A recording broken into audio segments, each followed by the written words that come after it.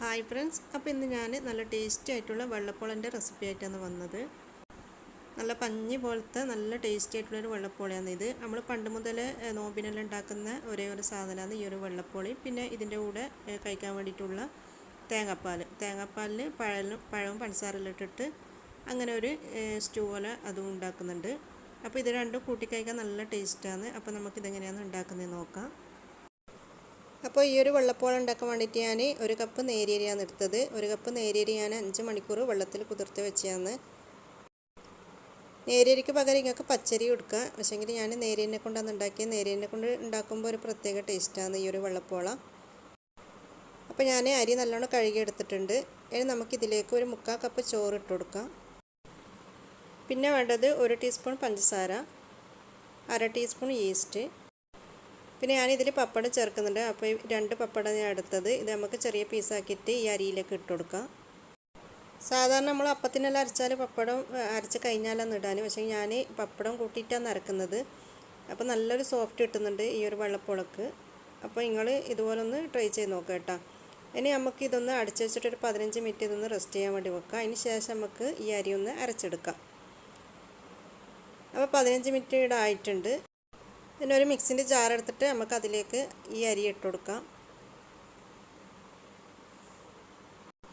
അപ്പോൾ ഞാൻ മുഴുവൻ അരി ഈ മിക്സിൻ്റെ ജാറിലേക്ക് ഇട്ട് കൊടുത്തിട്ടുണ്ട്. 1 കപ്പ് അരിയല്ലേ ഉള്ളൂ, അതുകൊണ്ട് ഞാൻ മുഴുവനായിട്ടുള്ള അരിയും ഈ മിക്സിൻ്റെ ജാറിലേക്ക് ഇട്ട് കൊടുത്തിട്ടുണ്ട്. ഇനി നമുക്കിതിലേക്ക് കുറച്ച് വെള്ളം ഒഴിച്ചിട്ട് നല്ലോണം ഒന്ന് അരച്ചെടുക്കുക. സാധാരണ നമ്മൾ അപ്പത്തിനെല്ലാം അരച്ചെടുക്കുന്നില്ല, അതുപോലെ ആ ഒരു അയവിലായിരിക്കണം നമ്മൾ അരച്ചെടുക്കേണ്ടത്. അപ്പോൾ ഞാൻ അരിയുടെ അരച്ചെടുത്തിട്ടുണ്ട്. ഇനി ഇത് നമ്മൾ സ്പൂണിട്ട് ഇളക്കി കൊടുക്കൊന്നും വേണ്ട, ഇങ്ങനെ തന്നെ വെച്ചാൽ മതി. ഒരു 5-8 മണിക്കൂർ നമുക്കിത് പൊങ്ങാനായിട്ട് വെക്കാം. അപ്പോൾ ഞാനിത് രാത്രി അരച്ച് വെച്ചിട്ട് പിന്നെ രാവിലെയാണ് ഇത് ചുട്ടെടുക്കുന്നത്. അപ്പോൾ നമ്മൾ മാവിട നല്ലോണം പൊങ്ങി വന്നിട്ടുണ്ട്. ഇത് പിന്നെ കുറച്ച് വലിയ പാത്രമുണ്ടെന്ന് കേട്ടോ പൊങ്ങി വന്നത് മനസ്സിലാകാത്തത്. ഇനി ഇതിലേക്ക് കുറച്ച് ഉപ്പിട്ടിട്ട് നമുക്കിതൊന്ന് ഇളക്കി കൊടുക്കാം. ഇനി നമുക്ക് പോള ചുടാൻ വേണ്ടി തുടങ്ങാം. അപ്പോൾ അതിന് വേണ്ടിയിട്ട് ഞാൻ ഒരു അരിപ്പച്ചെമ്പിൽ വെള്ളം വെച്ചിട്ടുണ്ട്. എന്നിട്ട് അതിൻ്റെ തട്ട് വെച്ചതിന് ശേഷം നമ്മൾ ഏത് പാത്രത്തിലാണോ പോള ചുട്ടെടുക്കുന്നത് ആ പാത്രത്തിൽ കുറച്ച് ഓയിലൊന്ന് ബ്രഷ് ചെയ്ത് കൊടുക്കുക. ഇനി നമുക്കിതിലേക്ക് ഒരു 2 സ്പൂണോളം മാവ് ഒഴിച്ച് കൊടുക്കാം. എന്നിട്ട് ഇത് അടച്ച് വെച്ച് വേവിക്കാം. 10-15 മിനിറ്റ് കൊണ്ട് തന്നെ നമ്മൾ ഈ പോള റെഡി ആയിക്കോളൂ. അപ്പോൾ നമ്മൾ പോളയുടെ ആയിട്ടുണ്ട്. ഞാൻ ഒരു 10-12 മിനിറ്റിന് ശേഷമാണ് ഞാൻ ഇതിൻ്റെ മൂടി തുറന്നിട്ട് വെന്തിനെ നോക്കിയത്. അപ്പോൾ നല്ലോണം വെന്തിട്ടുണ്ട്. ഇനി നമുക്ക് ഈ പോള ഈ പാത്രത്തിൽ നിന്ന് എടുത്തിട്ട് നമുക്കിതൊന്ന് ചൂടാറാൻ വേണ്ടി വെക്കാം. ഇനി ചൂടാറിയതിന് ശേഷം ഈ പാത്രത്തിൽ നിന്ന് പോളം എടുക്കാൻ പറ്റുമോ, അല്ലെങ്കിൽ പിന്നെ ചൂടോടെ എടുക്കുന്ന സമയത്താണെങ്കിൽ പോള ഇതിലേക്ക് പറ്റിക്കെടുക്കും. അന്നേരം പിന്നെ നമ്മൾ പോള അങ്ങനെ മുറിഞ്ഞു. അപ്പോൾ ചൂടാറിയതിന് ശേഷം മാത്രം വേണം നമ്മൾ ഇതുപോലെ അടർത്തിയെടുക്കാൻ വേണ്ടിയിട്ട്. അപ്പോൾ നല്ലോണം ചൂടാറിയതിന് ശേഷമാണ് ഞാൻ ഇതിൻ്റെ നിന്ന് അടർത്തിയെടുക്കുന്നത്. അപ്പോൾ കണ്ടില്ല, നല്ല പെർഫെക്റ്റ് ആയിട്ട് തന്നെ നമുക്ക് കിട്ടിയിട്ടുണ്ട്. നല്ല സോഫ്റ്റായിട്ട് നല്ല പഞ്ഞി പോലത്തെ പോളയാണ് കിട്ടിയത്. സാധാരണ വെള്ളപ്പോള പച്ചനെ കൊണ്ടാണ് ഉണ്ടാക്കല്, പക്ഷേ ഞാൻ ഇപ്രാവശ്യം നേരിയനെ കൊണ്ട് ഉണ്ടാക്കിയ നല്ല റിസൾട്ടാണ് കിട്ടിയത്. നല്ല പഞ്ഞി പോലത്തെ പോള തന്നെ കിട്ടി. അതുകൊണ്ട് നിങ്ങളായിട്ടൊന്ന് ഷെയർ ചെയ്യാമെന്ന് വിചാരിച്ച്.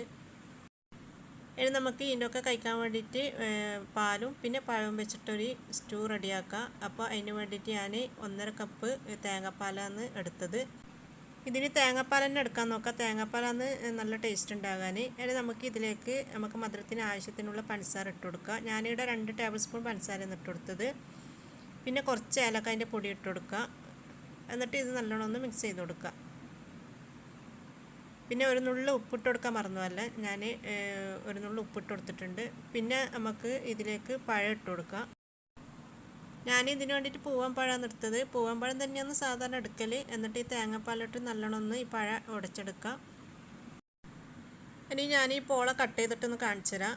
അപ്പോൾ ആദ്യം തന്നെ നമുക്ക് 2ആയിട്ടൊന്ന് കട്ട് ചെയ്യാം. അപ്പോൾ കണ്ടില്ല, നല്ല സോഫ്റ്റായിട്ട് തന്നെ കിട്ടിയിട്ടുണ്ട്. നിങ്ങൾക്ക് കണ്ടാൽ തന്നെ തോന്നും ഉള്ളിൽ നല്ല സോഫ്റ്റായിട്ട് തന്നെ വന്നിട്ടുണ്ട്. പിന്നെ ഒന്നും കൂടി കട്ട് ചെയ്തിട്ട് ഇത് 4 പീസാക്കിയിട്ട് എടുക്കാം. പിന്നെ ഈ പോള കഴിക്കുമ്പോൾ ഇങ്ങനെ കട്ട് ചെയ്യണമെന്ന് നിർബന്ധമൊന്നുമില്ല. ഞാനിങ്ങനെ കട്ട് ചെയ്തിട്ട് കാണിച്ചാൽ തന്നേ ഉള്ളൂ. എന്നിട്ട് ഇതൊരു പ്ലേറ്റിലേക്ക് ഇട്ട് കൊടുക്കുക. എന്നിട്ട് നമ്മൾ ഉണ്ടാക്കി വെച്ച് ഈ തേങ്ങാപ്പാലും പഴവും ഉണ്ടല്ലോ അത് ഇതിലേക്ക് ഒഴിച്ചു കൊടുക്കുക. ഈ പോളൻ്റെ മുകളിൽ തന്നെ ഒഴിച്ചു കൊടുക്കുക. എന്നിട്ട് ഈ തേങ്ങാപ്പാലും പഴവും പിന്നെ ഈ പോളലും കൂടിയിട്ട് മിക്സ് ചെയ്തിട്ട് കഴിക്കാം. അപ്പോൾ ഇത്രയേ ഉള്ളൂ ഈ ഒരു വെള്ളപ്പോളയും തേങ്ങാപ്പാലും ഉണ്ടാക്കാൻ. അപ്പോൾ എന്തായാലും നിങ്ങളൊന്ന് ട്രൈ ചെയ്ത് നോക്കുക, എന്നിട്ട് ഫീഡ്ബാക്ക് അറിയിക്കുക.